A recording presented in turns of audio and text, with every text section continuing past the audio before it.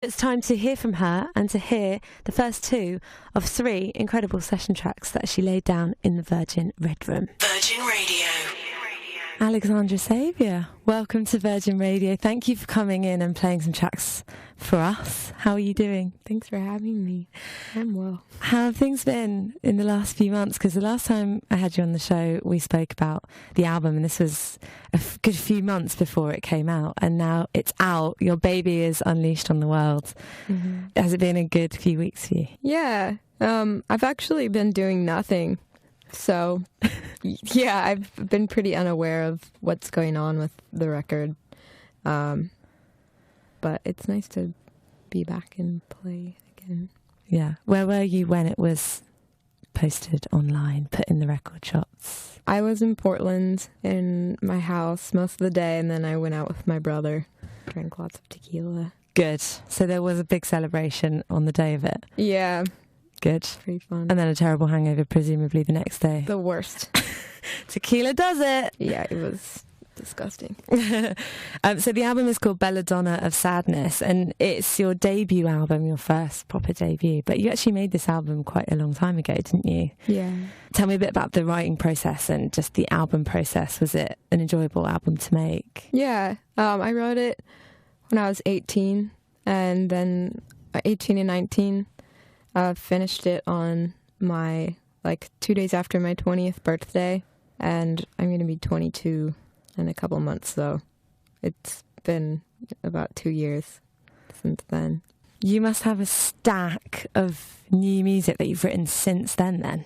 Yeah, it's pretty insane. I kind of keep it to myself, though, because, I don't know, I'm ready to give it to somebody to make. Otherwise, I'll forget it. Where is it at the moment? In notebooks and on voice notes and things? Yeah, in my garage band and such. Yeah. What's Portland like? Because that's where you grew up. And yeah. Are you based there, or are you based? Yeah, I moved back home and just for a little to kind of relax. And it's rainy, and pretty much the only thing to do right now is drink alcohol, I realized. So... That's nice. In the summer, though? Summer months? Is there some nice stuff? Yeah, it's beautiful in the summer. Yeah. There's quite a lively music scene there as well, isn't there? I always hear bands from Portland, Oregon. Yeah, lots of music coming out of there. Yeah, it's definitely a creative place. Yeah. It's nice. But did you make the album then in the UK? Because James Ford produced it. No, I made it all in Los Angeles. Okay. Just with a bunch of Brits, which is ironic. But, it was all in Los Angeles, every bit of it. How British were they? So it's Alex Turner, James Ford.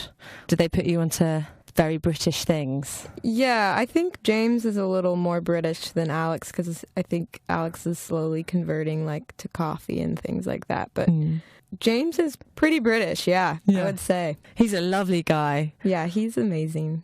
I met him in the pub once after the Mercury Prize nominations. He's probably like... Hey. just standing there chatting to me in the pub. He's so great. My mom loves him. Yeah. So I was like, oh, James, he's so nice. Yeah, lovely man. Really nice and genuine and good-hearted.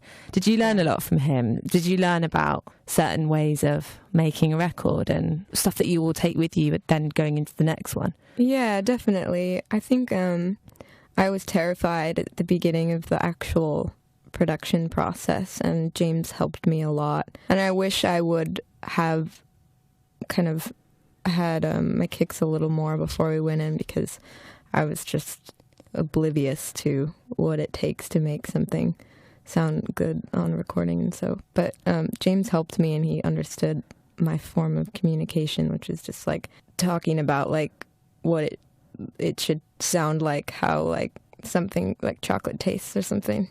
Things that don't really make sense. So it was nice that he can understand that. Yeah, make sense of it. You said that you wanted the record to be feminine but also have grit like a horror film and be murderous.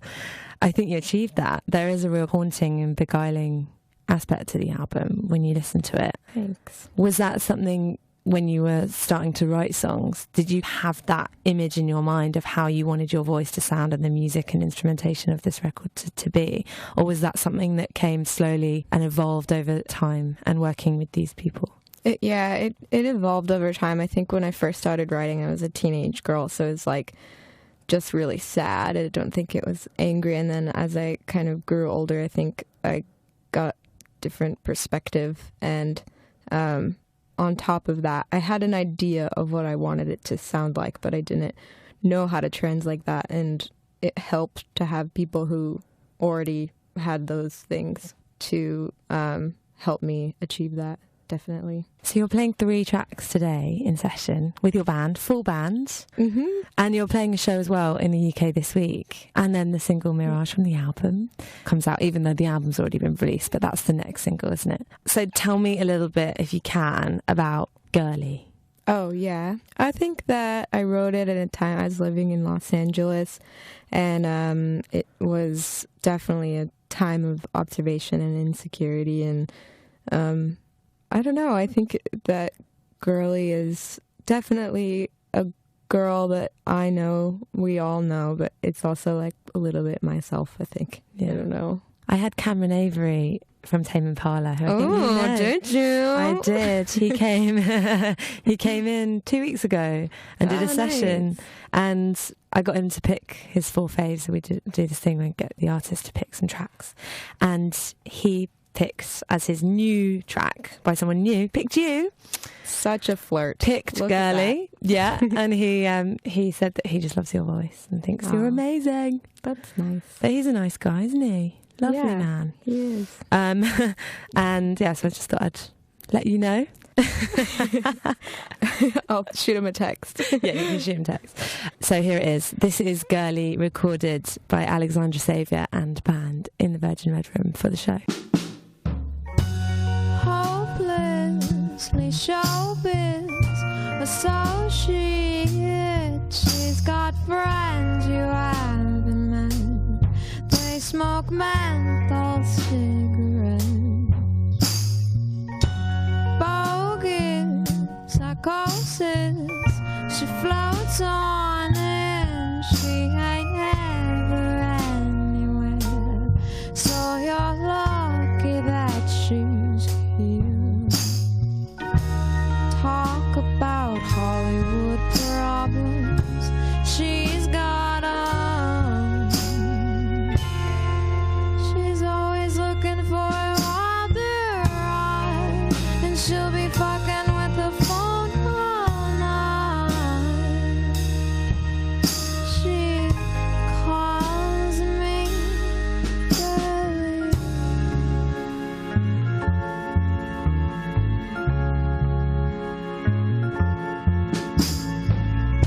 She gets in corners where water can't. Got that look upon her face. Says she's 20 minutes late. Her shit is sorted. She's all for it till her eyeballs start to bleed. She don't wanna go to sleep. Talk about a ladder to stardom. She's on one. And if that doesn't whet your appetite, well, she probably got some midnight mind. She calls me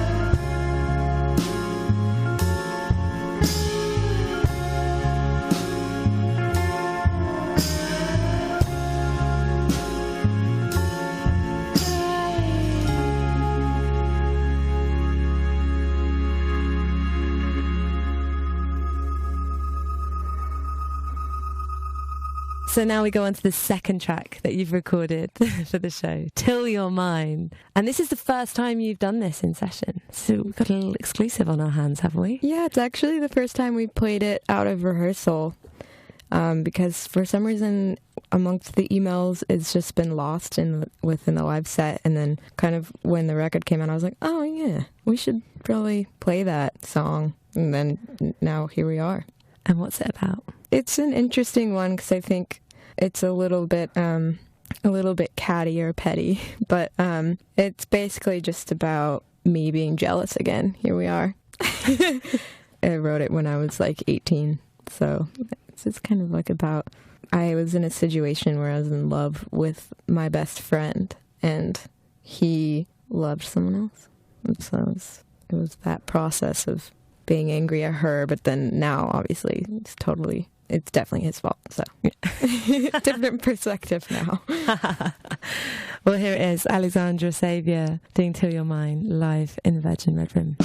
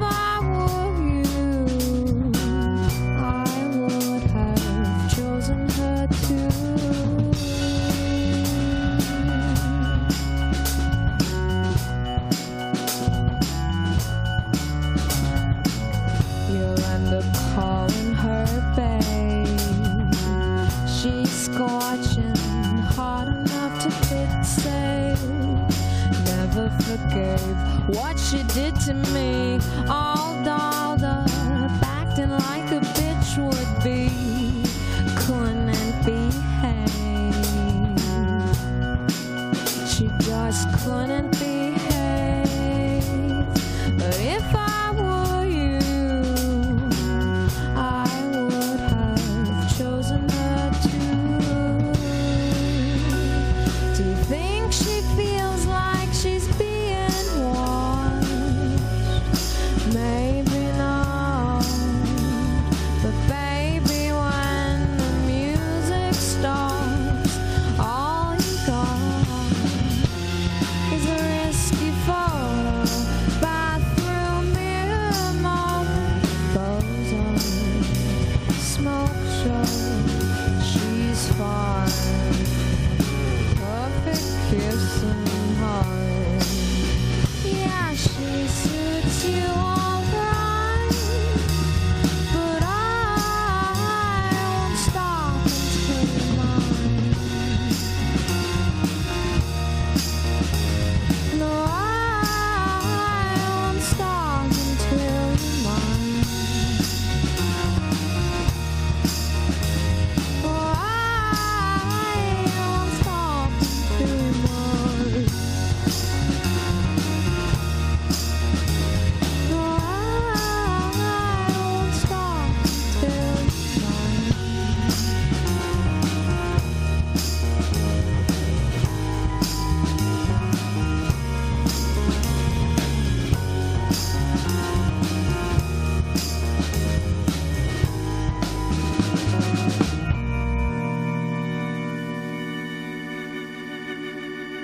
And she is not even 22. Those two tracks, Girlie and Till You're Mine, recorded exclusively for Music Discovery here on Virgin Radio, in session by Alexandra Savior and her band. I've got another track in the final hour of the show from her debut album, Belladonna of Sadness, which is out now. And I forgot to mention to Alexandra that, we had a few things in common. Well, one of those, the fact that we like a good boot, and we were wearing the same boots, and I didn't even mention it to her. but great boot taste. We both wear an RM Williams, which is a fine Australian boot. And I was put onto them by my Australian friend Amanda. Shout out to Amanda, I Can Make Shoes. I'd been looking for my perfect pair of Chelsea boots. She rocks up. I eye them up. Where did you get those? She's like, oh, I got them back in Australia when I was home. She doesn't talk like that. I mean, that's full-blown Sheila's Wheels ad. She's lived in the UK for like 10 years.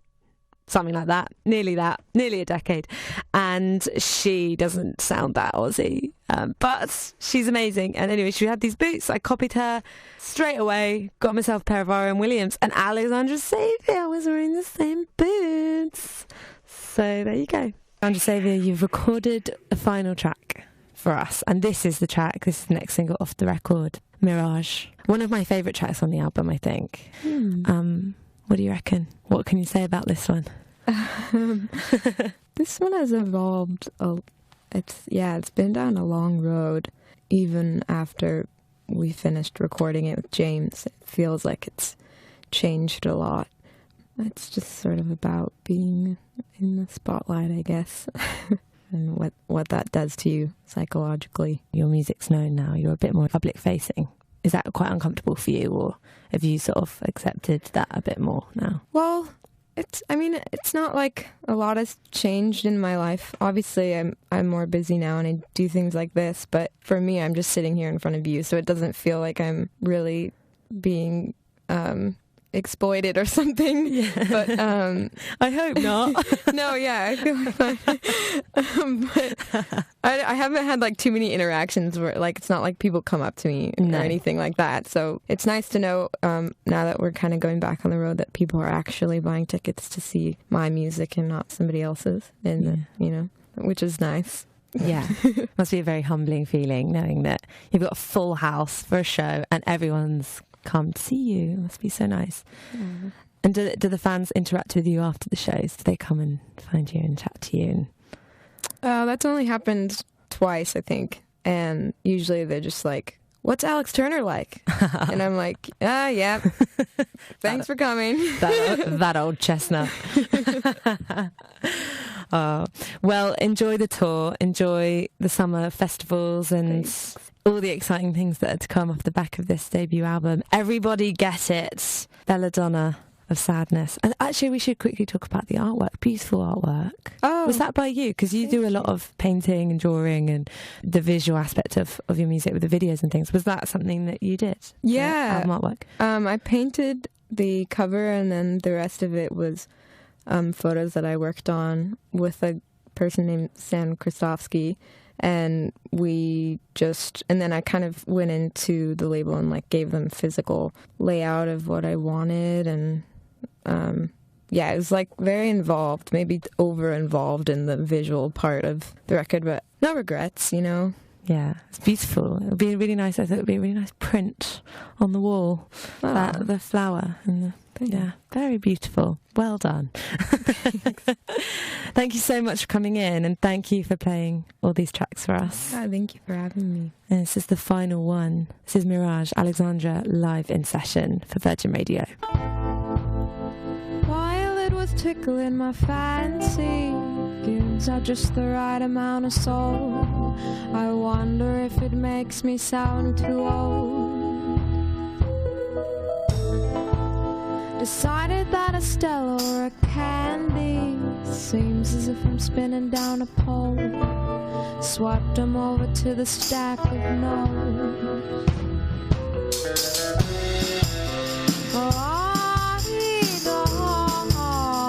I sing songs about whatever the fuck they want, whatever the fuck they want.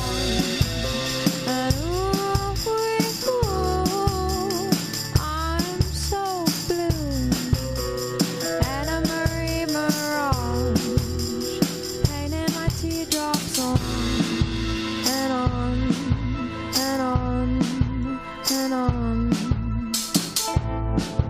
Staring through the window of a wig store, crying through the credits of the show that you've seen a bunch of times before.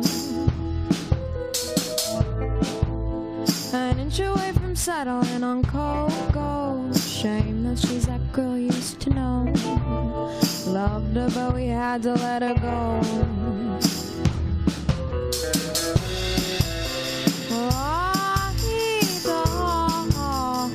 We sing songs about whatever the fuck they want, whatever the fuck they want. And we're so blue. Anna Marie Mirage, painting our teardrops on and on and on and on. Anna Marie Mirage, shooting a mood collage, pinata paper heart. I don't know where she starts and I start.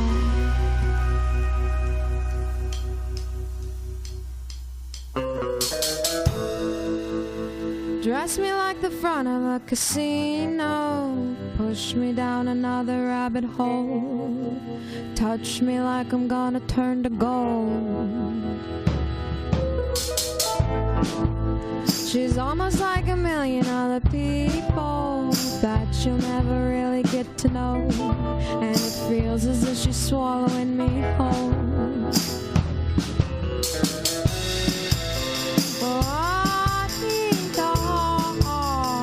We sing songs about whatever the fuck she wants, whatever the fuck she wants. And we're so blue. Anna Marie Mirage, painting my teardrops on and on and on and on. Just a big fat bravo to that. Alexandra Savior recorded live, especially for Music Discovery at Virgin HQ in